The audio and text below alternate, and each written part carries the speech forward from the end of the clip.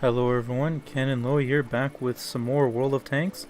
In this episode of World of Tanks Basics, I will be looking at the Swedish tank destroyers, since they have the unique siege mode mechanic that no other tank destroyer, or any vehicle for that matter, seems to have.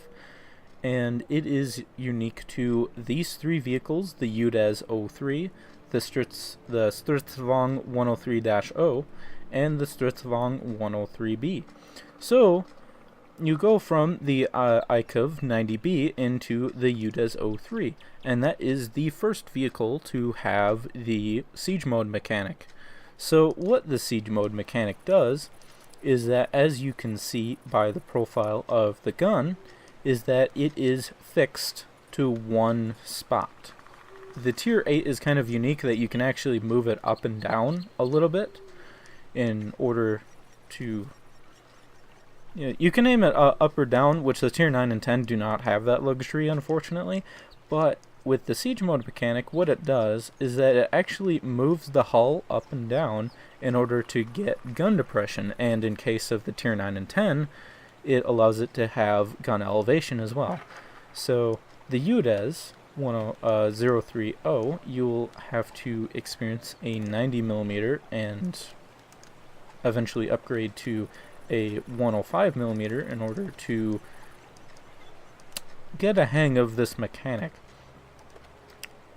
Now, what the siege mode actually does is that it locks you pretty much in place. You can move a little bit, but it's let's look at the mobility quick here. For the Stridsvagn 103B, the tier 10 for this, you can go 50 kilometers an hour forwards and 45 kilometers an hour backwards. And it actually turns quite fast as well. So when you go into the siege mode mechanic, you are limited to 10 kilometers an hour for the tier 9 and 10, and for the tier 8, you are only limited to 5 kilometers an hour. So do keep that in mind when you go into the siege mode mechanic. You are very limited in your speed. So why would you go into the siege mode mechanic if it limits your speed so much?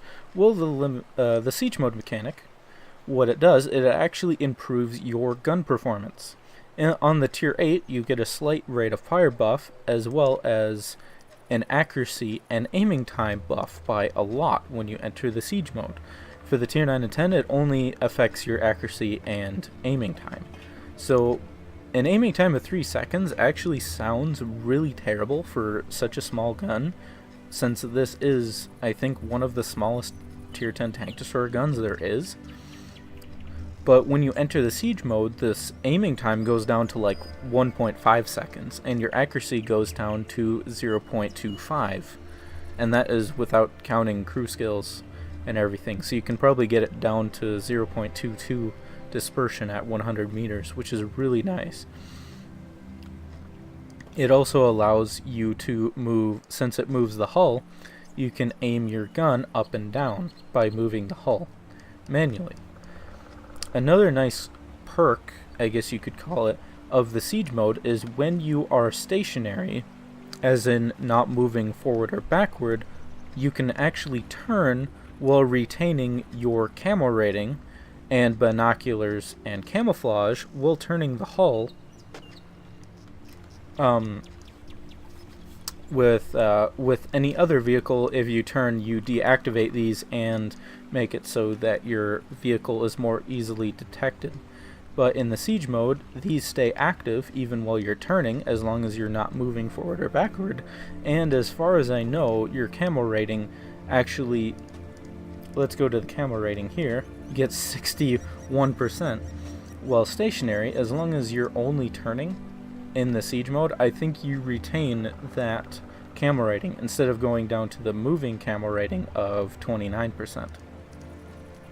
So because the siege mode mechanic allows you to use binoculars and camouflage net while turning in the siege mode, I highly recommend you use binoculars and a camo net with it, and probably a gun rammer, because I don't really know what else you would replace it with unless you want ventilation instead, but that would probably reduce your reload time in comparison to the gun rammer. So let's take it out in a battle to see how it actually looks like on the vehicle. And again, I'm playing the Tier 10, the Stridsvagn 103B, since I actually have it.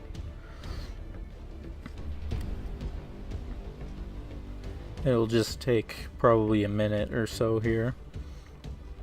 One thing about the Swedish tank destroyers is that they are very vulnerable when they are spotted. So if you can definitely keep to the back and make it so that your opponents cannot see you, that is the ideal situation for this vehicle, because the side armor can be pretty much be penetrated from any angle, and even your frontal armor isn't the most reliable, even on the Tier 10 it seems anyway.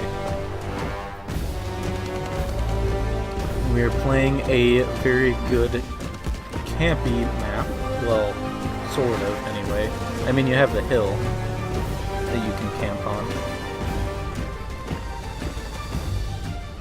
So we're going to go up the hill as soon as the battle starts. And there's only 3 Tier 10s on each side, which is kind of surprising, honestly. Usually there's at least more than that. But there is Tier 8s in the match as well, so... And it even tells you when you're playing one of the vehicles that can use the siege mode that when you press X, that is how you enter the siege mode.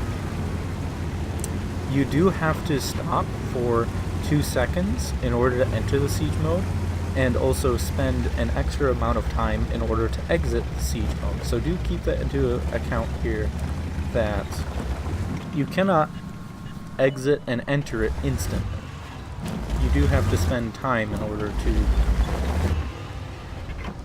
actually get out of it. But there's some shots there. I kind of figured that I could get away with it. So as you could see there, I did have to spend at least a second and a quarter, 1.3 seconds, in order to exit the siege mode. And that is very important, because if you get spotted and you're in the siege mode, they might track you by the time you actually press X in order to exit the siege mode, or go into travel mode as they call it. And let's move the gun a little bit, and as you can see, the gun's aiming circle doesn't really bloom out very much when you're in the siege mode. I mean, it does a little bit, but it's pretty much non-existent in comparison to any other vehicle.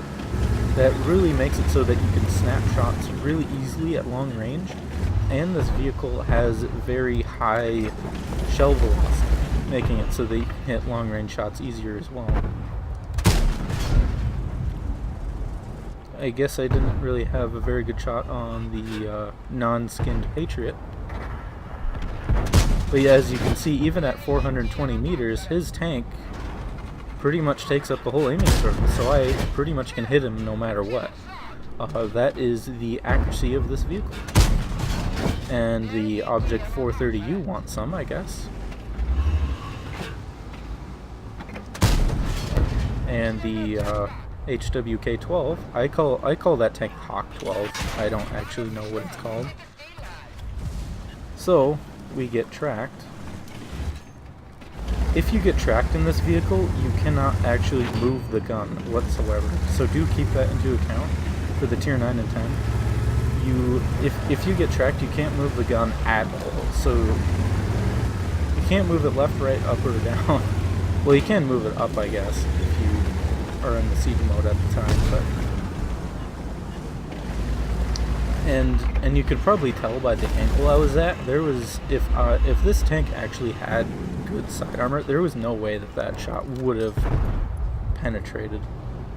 That is just how weak the side armor is. It was probably at like at least over a 70-degree angle, and he was able to penetrate it extremely easily.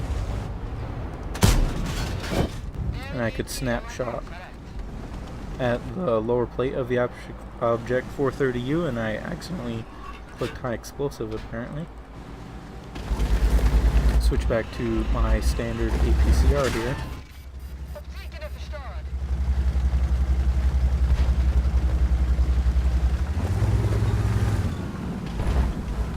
And the shells actually have 308 millimeters of penetration on the standard rounds of this vehicle, so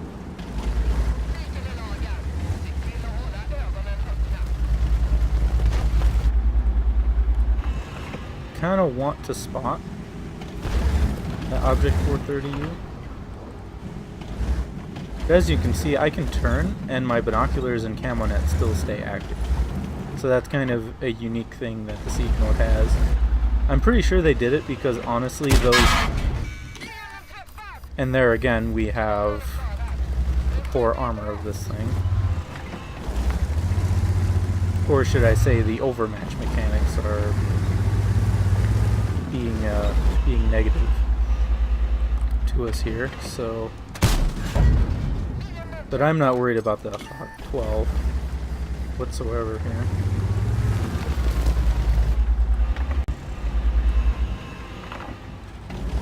I never really found the Swedish tank destroyers, even the tier 10, to be very reliable on their armor.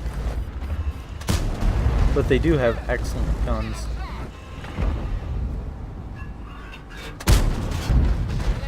Tried to track him, but now I'm dead because I'm the last one alive. Or one of the last people alive, I should say. Yep.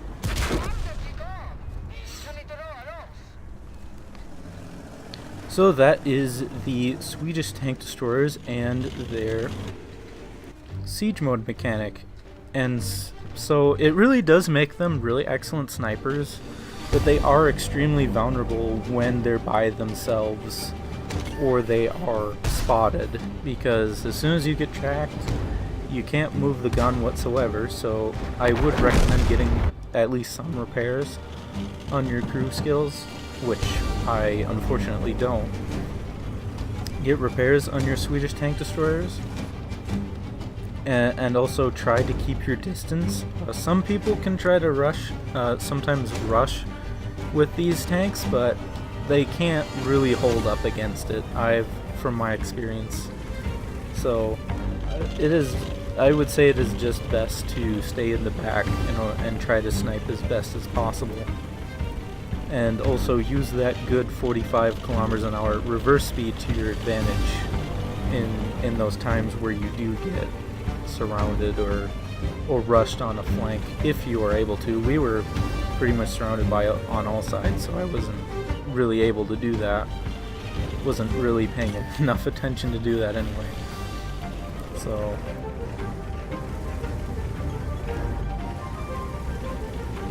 this Centurion does not want to go after the T-54, I guess. Ooh, he killed Hawk 12.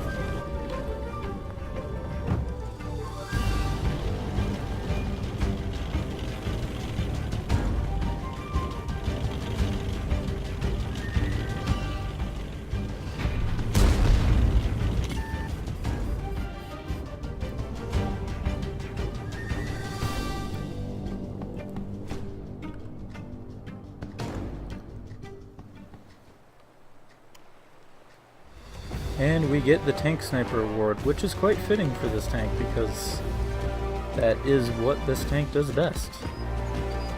And I do the most damage by far out of anyone. 1,000, almost 1,000 over the batch at 25 AP. So that is the siege mechanic for Sweden. Hopefully this video was useful for you, and I tried to showcase as best I could what this tank kind of feels like when you are playing it. So, like I said before, I do recommend using the binocular telescope and the camo net equipment that is also mountable and demountable. It's one of the few things that can be demounted, so I do recommend using both of those, because the siege mode mechanic, as long as you're in the siege mode and not moving backwards and forwards, they are still active. So, and also this is kind of a showcase of the tier 10 a little bit. So, yes, that is the siege mode mechanic. It starts at tier 8, and it continues at tier 9 and 10 of the Swedish tank destroyer line. So, like I said, hopefully this video was useful for you and showcased this kind of playstyle.